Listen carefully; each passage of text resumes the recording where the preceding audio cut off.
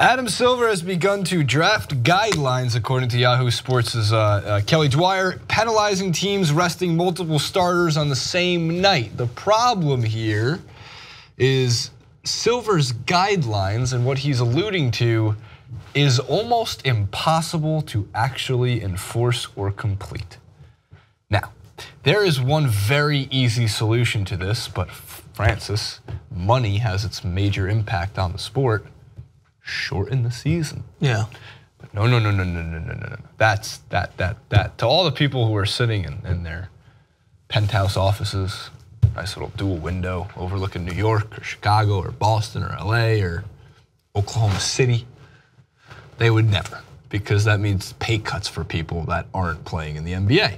But the easiest solution would be a 66-game season. I think every fan of the NBA would be fine with it. More drama heading into the games themselves. You would rarely ever see starters rested because every game would be that much more important.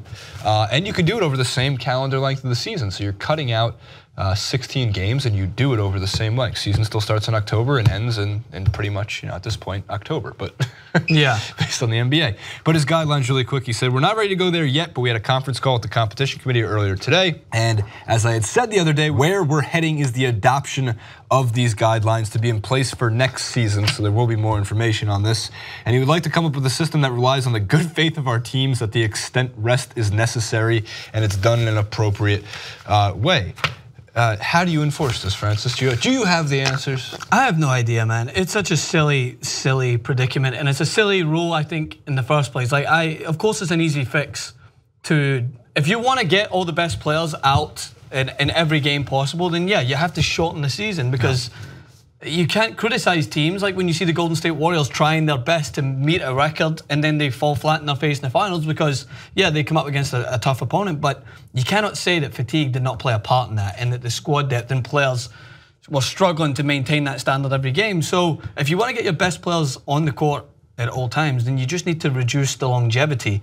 Not even that, you can still have the games, the season go on the same amount of time. Like there's games, there's back-to-backs, right? So that's one of the major things. They adjusted that, right? I remember they adjusted it from There's less back-to-backs now, and the one solution they have in place that they're going to do next year is they're going to start the season a week earlier in October. Therefore, it's again still 82-game schedule, and the season starts a week earlier, which would just take away about 1 or 2 of the back-to-backs for teams. But you're still running about, I think, 10, 12 back-to-backs a season. The players have problems with this. The funny thing is, like, people say they complain like, oh, their players have problems with this. They're not like, is it that difficult to play back-to-back? It's a better quality game when everybody is on an even playing field. And it's also like, well, here's the thing. Vegas loves the back-to-back because they make a ton of money off of it. Because they say never bet on a team giving away points on a back-to-back if they're on the road, whatever it might be. But they don't. The reason they don't want to shorten the season is because of just money in the TV deal and the NBA rights deal and ESPN giving money to ABC, ABC giving money back to the NBA, NBA giving money to Disney. It all goes to the same place. Disney owns ABC and ESPN. It ends up making a Spider-Man and Mickey Mouse and Minnie Mouse are just rolling in Adam Silver's cash flow right now. They're just fucking rolling all around. What is it, the Magic Kingdom?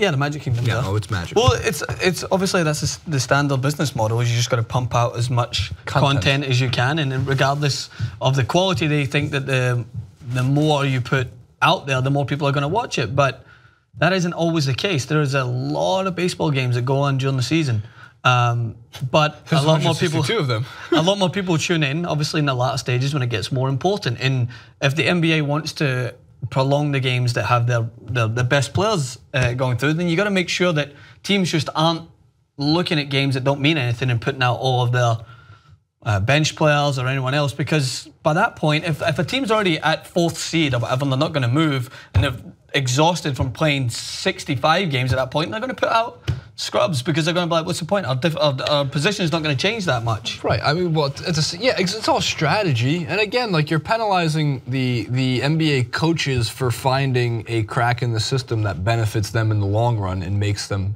more likely to win championships. Pop has been doing it since 1998 or 1999. LeBron's been doing it since about 2010.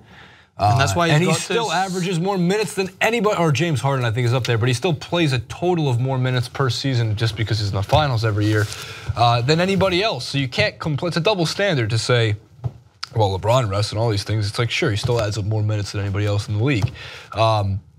With players, and of course, the other worry is that there's the injuries, right? So injuries occur every single season as a guarantee every year that a superstar will be injured for either an extended period of time. Next year, it's going to be Anthony Davis, and for the next 5 years, it will probably also be Anthony Davis, unfortunately. It will also be Blake Griffin, Chris Paul, sorry, Dan, and the usual suspects who do get injured.